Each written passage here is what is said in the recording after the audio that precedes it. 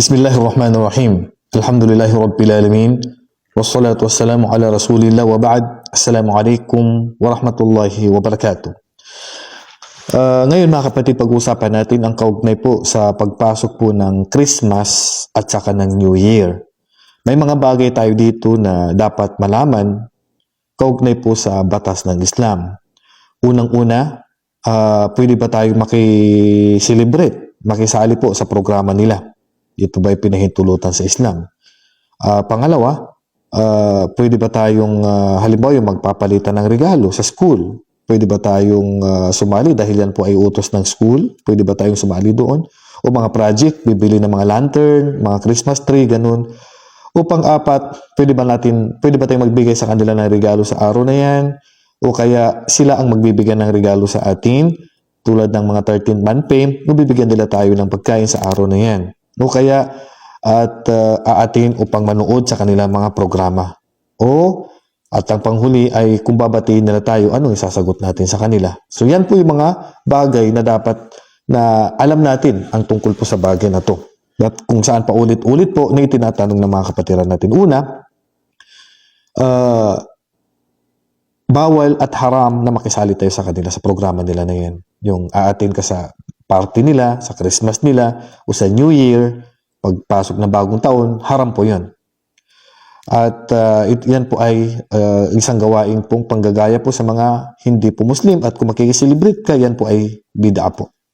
Sabi ng Propeta Muhammad sallallahu alaihi wasallam, inna likulli qawmin 'ida wa hada 'iduna. Bawat pamayanan, bawat grupo, may kanya-kanyang piyesta, malaking araw, at ito ang malaking araw natin. Sabi ng Propeta sallallahu alaihi wasallam, ang Idul Fitr, ang Idul Adha. Dahil ang Propeta sallallahu alaihi wasallam nung dumating siya sa Madina, mayroong dalawang piyesta po ang mga sahaba doon pagdating niya doon. Pero hindi niya ito pinahintulutan na magpatuloy. Pinalitan niya ito ng Idul Fitr at Idul Adha. Ibig sabihin, kung pinalitan ng Propeta sallallahu alaihi wasallam at hindi niya ito hinayaan sa kanila na ipagpatuloy nila, nangangahulugan na bawal ang malalaking piyesta po maliban po sa Idul Fitr at Idul Adha. Kaya naman ang makiselebrate ka sa Christmas at saka New Year, o makiparty ka dyan, o anumang itatawag dyan na party sa December na yan o sa pagpasok ng bagong taon, ay kabilang ka sa kanila. At yan po ay gawaing bid'a. At sabi ng Propeta sallallahu alaihi wasallam, man tashabbaha biqawmin fa huwa minhum, at ang sinumang gumaya sa mga espesyal na gawain ng mga hindi Muslim sa malaking araw nila, ay kabilang ka sa kanila sa pananamit, o magpakain ka sa araw na yan, magregaluhan kayo, ay haram po yun. Pangalawa, kung sakali sa school, sa mga teacher, sa mga estudyante, o utusan tayo na ganito, may project na ganito, ganyan tungkol sa Christmas o sa New Year, hindi po tayo pwedeng sumali doon. Bawal po tayo na makisali doon. At ang sabi ng Allah subhanahu wa ta'ala, wala ta'awanu alal ithmi wal udwan. Huwag kayong magtulungan, sabi ng Allah subhanahu wa ta'ala, tungkol sa gawaing kasalanan at ipinagbabawal sa Islam. So yung utos nila sa atin na bumili ng lantern, project na Christmas tree, o kaya ay star, o kaya ay magbigay ng pera para sa Christmas o New Year, hindi po tayo pwedeng sumali doon. Opo, hindi po tayo pwedeng sumali doon. Kung mabawasan ang grado natin, mabawasan ang sahod bilang empleyado, ay mas mainam kaysa naman makagawa ka ng haram at magbibigay ka ng regalo. Sabi ni Imam Az-Zuhaili rahimahullah, wal i'tabis min nairuzi wal maharajan la yajuz. Ang pagbibigay po ng regalo, magbibigay ka ng anumang bagay para sa kanila malaking araw, yan po ay hindi pinahintulutan. Bagkus si Abu Hafs al-Kabir rahimahullah, sabi niya, law anna rajulan abada Allah 50 sana thumma jaa yawm an-nairuzi wa ahda li ba'd al-mushrikeen baydatan yuridu bihi ta'dima dhalika al-yawm faqad kafara wa habita 'amaluhu.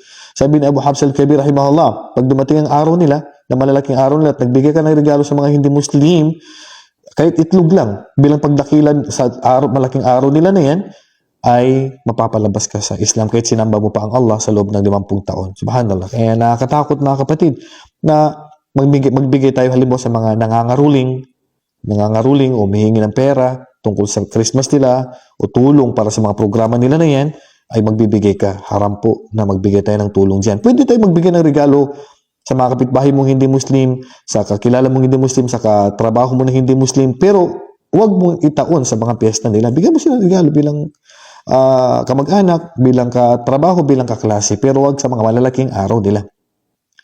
Tungkol naman sa pagbati nila, pagbabati nila na Merry Christmas, Happy New Year, so magsasagot na lang tayo ng sagot na ipapaliwanag natin sa kanila na pasensya na po kung hindi namin masasagutan ang inyong pagbati kasi sa Islam po bawal po sa amin ng pagbati po at pagsagot ng ganitong pagbati po. So, ibig sabihin, pag binati nila tayo, paliwanag mo na lang na pasensya na po, hindi po kami makasagot, o anumang magandang paliwanag, ikaw na pong bahala doon.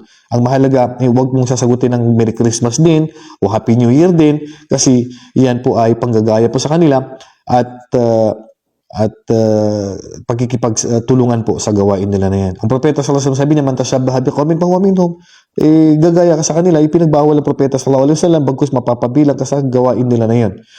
And then, tungkol naman sa pagtanggap mo ng gift nila, katulad ng 13th month pay o bibigyan ka nila ng pagkain, kapag sa malalaking araw nila, ang hindi lang natin pwedeng tanggapin dyan yung mga kinatay nila. Si Aisha radhiyallahu anha, tinanong siya ng isang babae, sabi niya, ya Aisha, inna lana adaran minal majusi yahduna lana yawma idihim. Meron kaming mga babae na nagpabadihi ng aming mga anak, nireregaluhan nila kami sa araw na malalaking araw o piyesta nila. Sabi ni Aisha radhiyallahu anha, fama kana min dabaihim fala ta'kulu fakulu min asjarihim. Kapag ka mga kinatay nila, huwag niyong kakainin, ang kainin lang yung mga bungang kahoy. Ibig sabihin, pwedeng tanggapin ang regalo nila sa araw na yan, basta hindi lang po kinatay.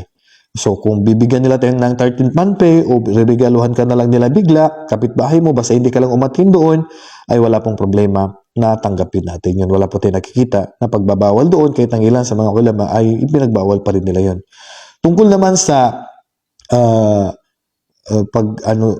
pagbibinta po, pag nagbibinta tayo sa araw na yan, walang problema. Magbinta ka dahil Christmas, dahil New Year.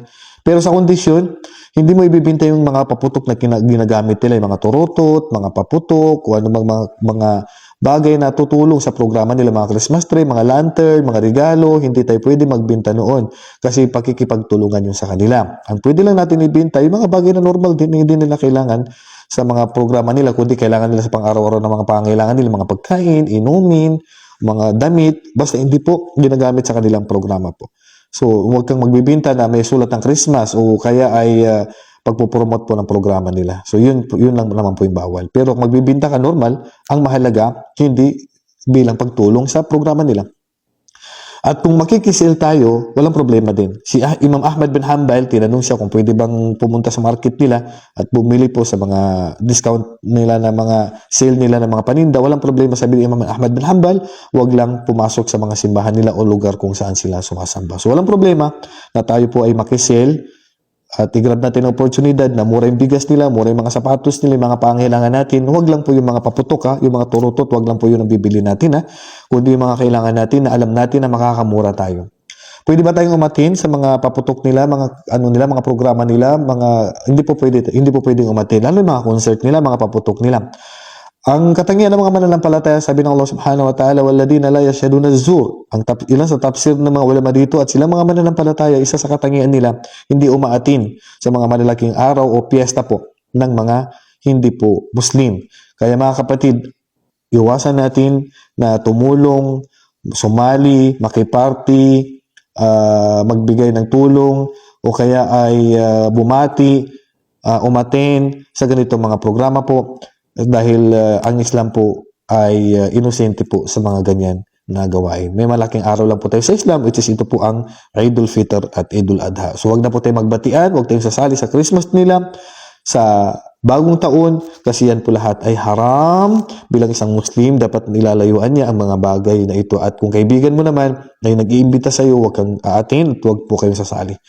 Kahit na kayo po ay nasa school o kaya isang teacher po. So ipakita po natin na tayo po ay Muslim at dapat po ang Islam ang nasusunod at nangingibabaw at hindi po ang pagkakaibigan ninyo. Islam po dapat lagi ang nasusunod po. Wallahu a'lam wa sallallahu ala nabiyina Muhammadin wa ala alihi wa sahbihi ajma'in. Assalamu alaikum wa rahmatullahi wa barakatuh.